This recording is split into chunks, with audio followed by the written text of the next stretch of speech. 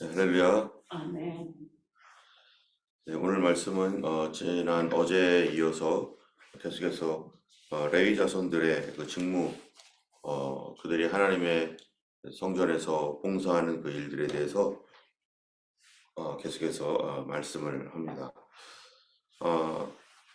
레위 사람들은 하나님께 전적으로 헌신되고 봉사된 풀타임 사역자로서 하나님의 교회를 섬기는 그런 사람들이죠.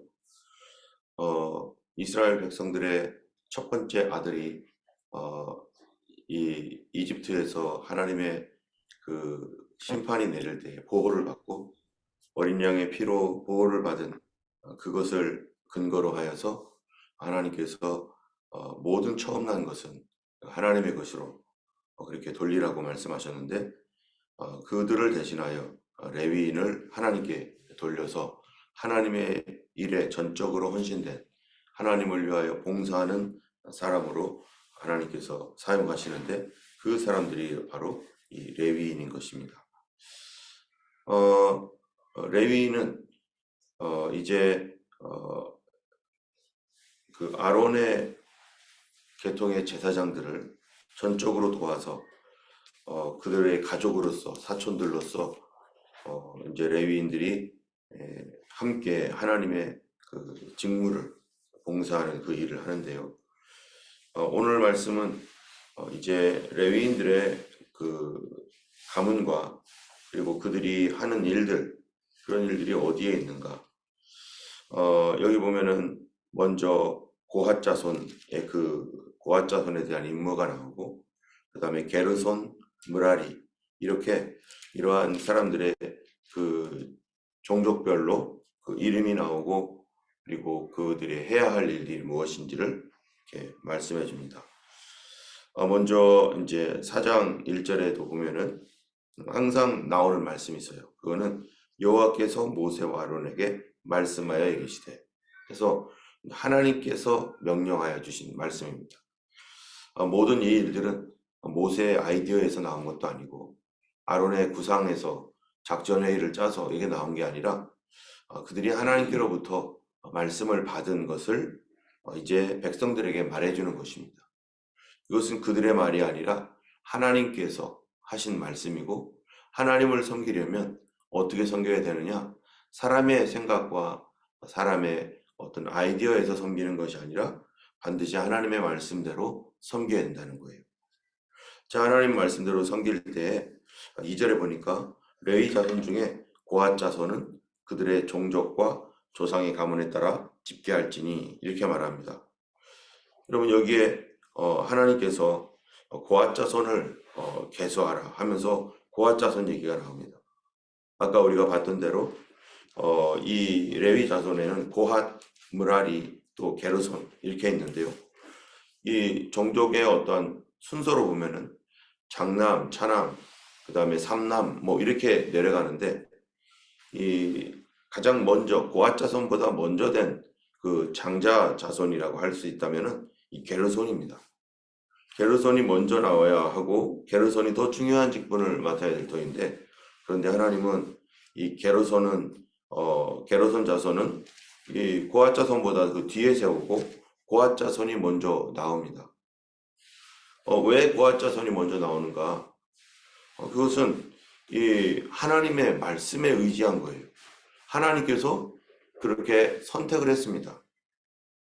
그래서 이 레위 자손 중에 고핫 자손은 그들의 종족과 조상의 가문을 따라 집계하는데 30세 이상 50세까지 회막에서 일할 수 있는 사람을 계수하라. 이 게르손이 장자임에도 불구하고 고핫을 먼저 세운 것이, 그러면은 어떤 의미입니까? 고핫이 더 중요한 역할을 감당하고 있고 더 이 하나님 앞에서 더 존중히 여길 수 있는 어떠한 그런 포지션을 가지고 있다는 거죠. 그리고 장자인 게르손은 이 고핫에 하는 그 일들의 사이드에서 또 다른 분야를 그들이 돕는다는 것입니다. 이런 것은 무엇을 의미하는가? 바로 게르손은 장자라도 돕는 자로서의 이 하나님 부르심이 있다는 거예요. 이러한 것들은 누구 얘기도 마찬가지입니까? 바로 이 야곱과 에서. 에서와 야곱이, 에서가 더 형이고 야곱이 동생이지만 엄마인 리브가에게 하나님께서 하셨던 말씀은 바로 큰 자가 작은 자를 섬기리라. 큰 자가 작은 자를 섬기는 것이 하나님의 뜻이라는 거죠. 그것은 큰 자라고 해서, 장자라고 해서 성경을 받고 내가 니들이 내 말을 들어야 돼, 이런 게 아니라 오히려 큰 자는 어떤 사람이라는 거예요? 섬기는 자. 내가 정말로 큰 사람이고 내가 다른 사람들을 리더로서의 어떤 활동을 하는 사람이라면 진짜 리더는 누구라는 거예요? 섬기는 자가 리더가 된다는 거죠. 장자인 게르손은 오히려 고아시 하는 그 일을 돕는 사람으로서, 여러분, 이 아담과 하와도 마찬가지죠. 하나님께서 아담을 머리로 세우시고 아담을 그렇게 세워놓으셨지만 이 돕는 자로서 누구를 하나님 붙여주셨습니까? 하와를 붙여주셨습니다. 근데 하와는 어떤 사람인가? 이 아담 다음으로 나온 넥스트 버전이죠. 예, 업그레이드된 버전이에요.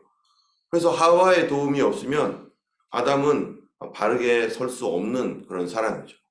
하와를 하나님께서 suitable helper, 돕는 자로서 보내주셨고, 그래서 아담을 돕도록 했는데 어느 누구도 누군가의 도움이 없으면 혼자 살 수가 없습니다. 우리의 믿음 생활도 마찬가지죠. 또 교회의 지도력을 가지고 있는 지도자들도 마찬가지고 절대로 자기 혼자 북치고 장구치고 다 못합니다.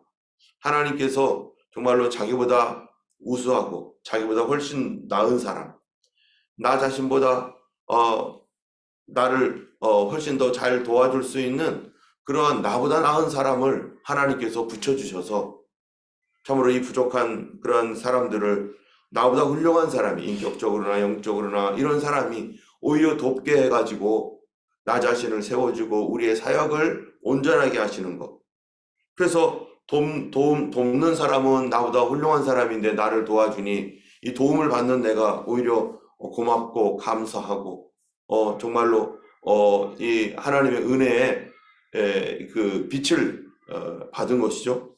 또 나보다 훌륭하고 나보다 나은 사람, 나보다 괜찮은 사람은 하나님께서 그들을 돕는 위치에 내려가게 하셔서 참으로 섬김이 무엇인지, 참된 겸손이 무엇인지, 하나님의 나라는 어떤 나라인지를 겸손하게 배우게 하고, 그래서 그 자신이 가지고 있는 어떠한 그 탁월함, 이런 것들이 어떻게 써야 되는지 바로 자기 자신이 아니라 나보다 좀 못한 사람들을 리더로서 그 사람들이 더 잘 되도록 돕는 일에 쓰도록 하나님께서 이러한 그 겸손을 또 이러한 이 민수기에서 고앗 자손의 인물을 통해서 가르쳐 주시는 것입니다.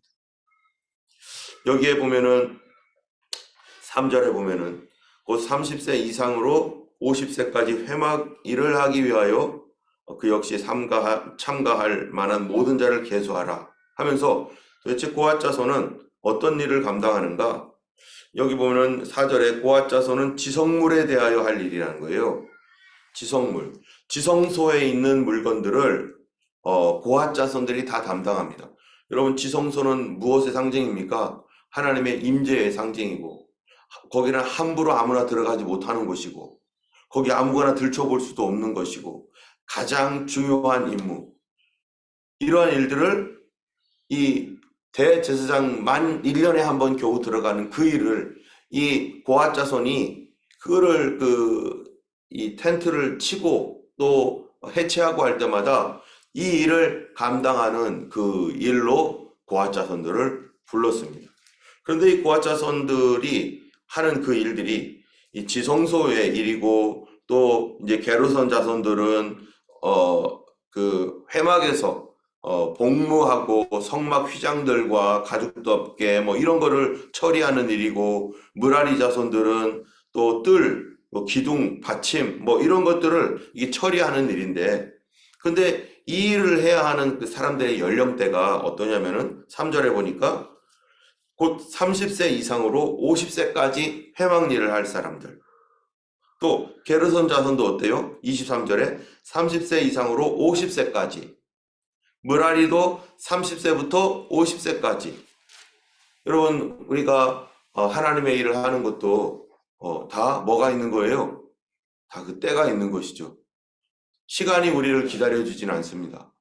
때문에 하나님께서 우리의 가장 청춘, 가장 우리의 황금과 같은 인생 시기에 누구를 위해서 살아야 될 것인가? 우리가 이 시기가 얼마나 자기를 위해 살고 싶고, 얼마나 자기의 어떤 포부와 이런 것들을 막 펼칠 수 있는 그러한 인생이 아주 너무나 중요한 시기, 가장 활동적이고 활발하게 움직일 수 있는 시기입니다. 그런데 이 시기를 이 게르손, 고핫, 무라리 이런 사람들은요, 바로 하나님의 성전에서 풀타임 사역자로 하나님을 위하여 전적으로 봉사하는 그런 사람으로 하나님이 부르셨다는 거죠. 제사장들도 마찬가지고, 또 제사장들을 돕는 그 모든 사람들은 이 자신의 인생에 있어서 가장 중요한 시기를 주와 및 복음을 위하여 드릴 수 있는 특권을 가지게 된 것입니다. 그래서 이러한 이 일에 부름받은 그들이 이제 하나님 앞에서 이제 이 자신의 인생의 주요한 부분들을 아낌없이 드린. 자, 그런데 왜 20세부터가 아닌가? 여러분, 민수기에서는 남자들은 다 20세부터 이 계수를 합니다. 그래서 민수기 1장 3절에 보면은 이스라엘 중 20세 이상으로 싸움에 나갈 만한 모든 자를 너와 아론은 그 진영별로 계수해라 해가지고 다른 모든 지파들은 20살부터 다 계수를 했어요. 20세부터 싸움에 나갈 만한, 전쟁을 할 수 있는 가장 팔팔한 시기에 있는 사람들을 계수를 해서 60만 명이 넘게 이렇게 계수가 되었는데, 그런데 이 고핫, 게르손, 무라리 자손은 20세가 아니라 그보다 10살 더 많은 30세부터 계수를 합니다. 도대체 왜 30세부터 계수를 합니까? 사실 20대는요, 어떻습니까? 막 청춘이에요. 막 지금 인생의 경험도 별로 없고, 막 그냥, 막 질풍노도하면서, 그냥 막 이 에너지가 넘치는 그런 시기. 전쟁하는 데서는 뭐 정말 물불을 가리지 않고 막 싸움에 나가서 정말로 그렇게 할 수 있는 가장 강력한, 이 시기인데, 근데 20대가 지나고 30대가 되면, 옛날에는 우리나라도 이제 나이가 평균 연령이 뭐 엄청나게 뭐 고령도 아니고 옛날에는 일찍 또 돌아가시는 경우도 많잖아요. 그래서 뭐 40을 불옥이라고 하고 뭐 이렇게 이 회갑 해가지고 아주 큰 잔치를 지내는 그러한 60을 아주 그냥 엄청 오래 산 것처럼 얘기를 하잖아요. 그런 것들 때문에 사람들이 이제 인생이 그렇게 뭐 길지 않으니까 30만 돼도 아주 중년이죠. 지금은 청년이고 40대도 청년이지만 옛날에는 중년 정도 되는 거죠. 그리고 옛날 사람들은 우리들보다 훨씬 더 이게 좀 진득하니 생각도 깊고 뭐 그런 면들이 있죠. 이 30세는 20대를 지나서 팔팔한 시기를 지나서 이제 경험도 있고 생각도 깊고 나름대로 또 삶을 이렇게 반추해 볼 수 있는 그런 나이입니다. 때문에 하나님의 지성소를 관리하고 하나님의 성전을 관리하고 그 일들을 하는 데 있어서 그들은 다른 사람들은 20대부터 계수가 되었지만 이 레위인들은 20대부터 하나님의 성전에 봉사하는 일을 뭐 해야 되는 거예요?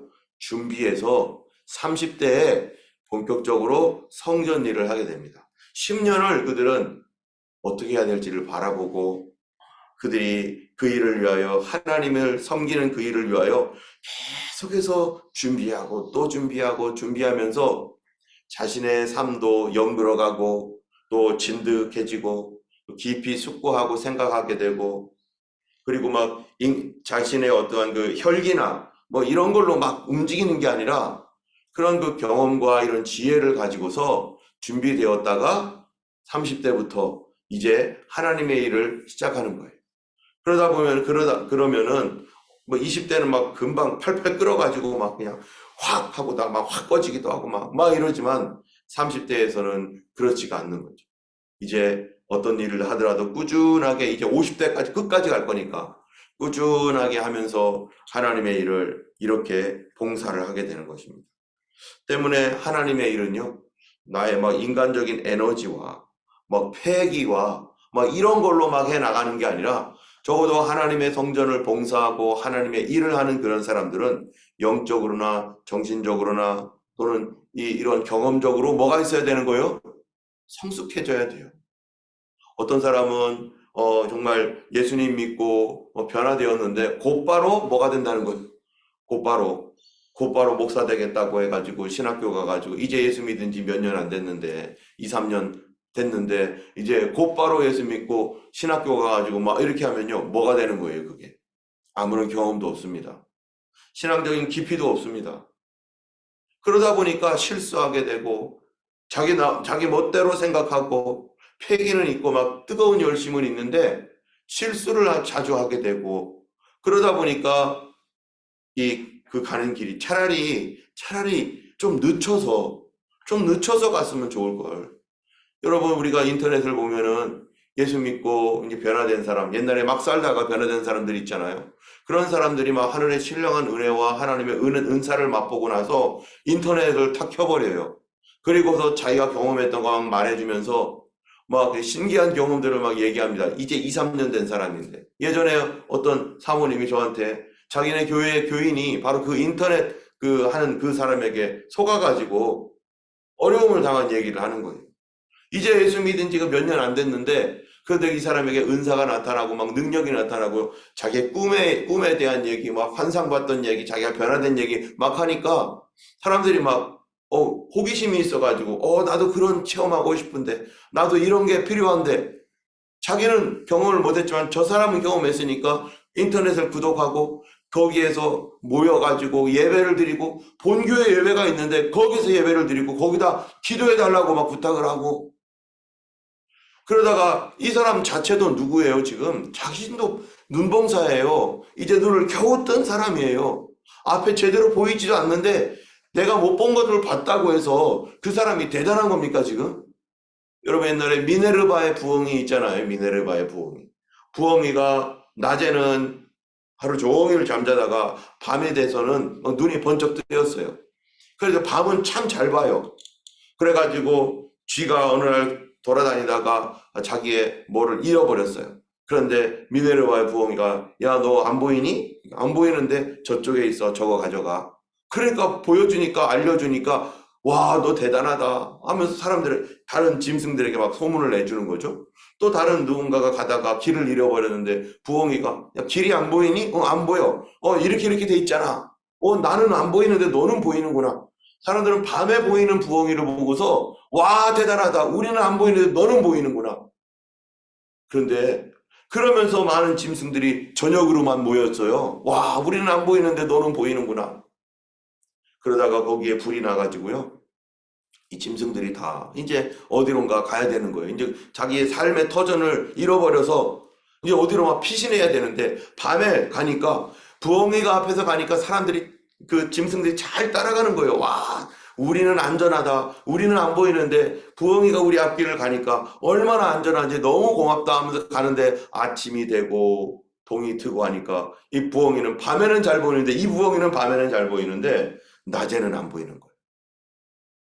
다른 사람들은 다 보는데 다른 짐승들은 다 보는데 자기는 안 보이는 거예요. 그런데도 부엉이는 앞장서서 가다 보니까 잘못 가고 이상한 데 가는데 엉뚱한 데로 가는데도 뒤에 따라왔던 이 짐승들이 어떻게 생각합니까? 이유가 있겠지. 우리가 안 보이는 걸 당연히 잘 보인다고 생각하면서 우리가 못 보는 것도 보는데 이렇게 보이는 걸 안 보일 리가 없지 하면서 당연히 보인다고 생각하면서 끝까지 따라가다가 어디까지 가는 거예요? 낭떠러지까지 따라가는 거예요. 그리고 다 몰살돼 버렸다는 거예요. 내가 모르는 거를 저 사람이 안다고 해서 과연 그 사람이 다른 것들도 다 모든 것들이 그런 건 아니거든요. 영적인 것에 대하여 어떤 사람들은 하나님께서 가려놓은 사람도 있고 어떤 사람들은 좀 더 잘 보이는 사람도 있겠죠. 잘 이게 이해가 되고. 그렇다고 해서 어린 아이들이 나보다 시력이 좋은 아이들도 있죠. 제가 지금 0점 얼마인데. 그렇다고 해서 그 아이가 성숙하고 리더십이 있고 리더가 될 만한 아이인가? 아니죠. 그런데 사람들은 그런 신비한 환상과 이런 거 봤다고 해가지고요. 와, 내가 안 보이는 건, 내가 못 보는 건, 내가 못 듣는 거 듣는 사람은 모든 면에서 나보다 더 월등하고, 그러니까 우리는 저 사람 말 듣고 따라가자 하는 것이 바로 어리석은 것입니다. 사단의 속임입니다. 이제 예수 믿은 지 2년, 3년밖에 안 된 사람, 그 사람의 말을 듣고 수많은 사람들이 인터넷에 모여가지고, 그리고 뭐라고 합니까? 나를 위해서 기도해 달라고 인터넷으로 막 그 안수하듯이 막 기도해주고, 그래가지고 잘못돼서 나중에 결국 헌금하라 뭐 하라 뭐 하면서, 아니 헌금은 자기 교회에다가 헌금을 해야지 왜 그 사람에게 헌금을 하는 거예요?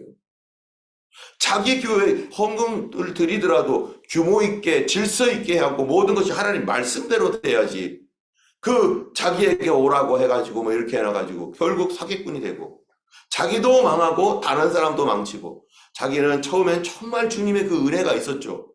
하나님이 진짜로 그렇게 했던 거죠. 너무 감사해서 인터넷 키고서 얘기했는데 사람들이 모이니까 이제는 자기가 없는 얘기까지 만들어내야 되고, 자기는 거기까지가 한계인데, 그런데 이거를 이 앞으로 나갔기 때문에 안 나갈 수도 없고, 그러니까 무리수를 두고 그러다 보면요 사단이 역사를 하게 되고. 하나님의 일은 뭐든지 준비가 충분히 되어 있어야 됩니다. 그래서 오늘날에도 목회자가 되려면 벌써 몇 년을 공부합니까? 대학교 때부터 하고, 그 다음에 신학대학원, 그리고 뭐 저희 때는 인턴까지 거치고, 그리고 전도사 생활을 몇 년을 하고, 부목사로 몇 년을 하고. 저도 뭐 전도사 부목사 하면요 10몇 년 동안 그냥 그 교회에서 목사님을 섬기고, 그러면서 계속 배우는 거예요. 목회는 어떻게 해야 되는가, 성도들은 어떻게 해야 되는가, 기도는 어떻게 해야 되고, 이런 것들을 충분히 배우고 나서 그 다음에 이제 내가 하나님 앞에서 정말 담임 목사로서 또는 어떠한 그 파트의 지도자로서 그렇게 세워져야지만이 정상적으로, 그나마 그렇게 해도 실수하고 부족하고 또 넘어지기도 하고, 그렇게 해도 그렇게 되는 건데, 근데 이제 몇 년 되지 않은 사람, 2, 3년, 또 5년밖에 안 됐는데, 막 그냥 거기서 내가 목회를 하겠다, 뭐 내가 지도자가 되겠다, 이렇게 가는 경우에 정말로 위험한 그런 일들을 많이 함께하는 사람들이 겪을 수밖에 없는 것입니다. 때문에 하나님께서 이 고핫 자손들과 다른 레위 사람들을 제외한 다른 사람들은 20살부터 패기 있게 일할 수 있지만, 하나님의 지성소의 업무, 또 제사장의 임무, 이런 것들은 충분한 훈련과 하나님을 섬기고 성도들을 돌봐주고 그들의 영적인 부분들을 치료하고 그들과 함께 가고 하는 어떤 성숙함을 가지고서, 그리고 참아주고 인내해주고 하는 이런 모든 것들을 가지고 함께 가야 할 영적 지도자, 영적 리더십은 바로 준비되어 있는 사람, 충분히 준비한 사람들이 그 일을 나가야 되는 것이죠. 오늘날 우리 교회에 많은 이 집사님들도 있고, 또 믿음의 오랜 경험을 갖고 있는 분들도 있습니다. 다른 데서 집사님이 되어서 오신 분도 있어요.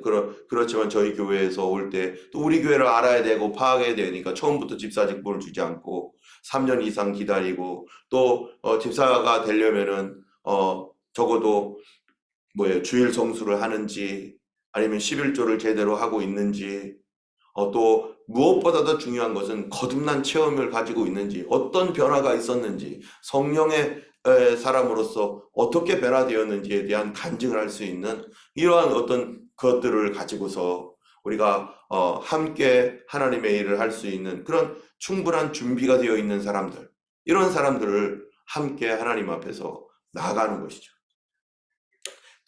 그렇게 될 때 이스라엘이 바르게 가고 하나님을 바르게 섬기게 되는 것입니다. 오늘 우리 교회에 있는 모든 성도들 한 분 한 분 정말 하나님께서 올해 말씀처럼 훈련시켜 주셔서 훈련되지 않으면 하나님의 일을 할 수도 없고 주님을 온전히 섬길 수도 없습니다. 우리가 훈련하는 게 뭡니까? 하나님의 일을 하려고 훈련하는 거죠. 하나님께 쓰임 받기 위해서. 오늘도 우리 한 사람 한 사람 더 성숙해지고 하나님 나라를 위해서 귀하게 훈련되어서 하나님의 일을 위하여 쓰임 받는 저희가 되길 원하고 주님 앞에서 믿음으로 살아가는 우리 모두가 되기를 예수님의 이름으로 축원합니다. 기도하겠습니다.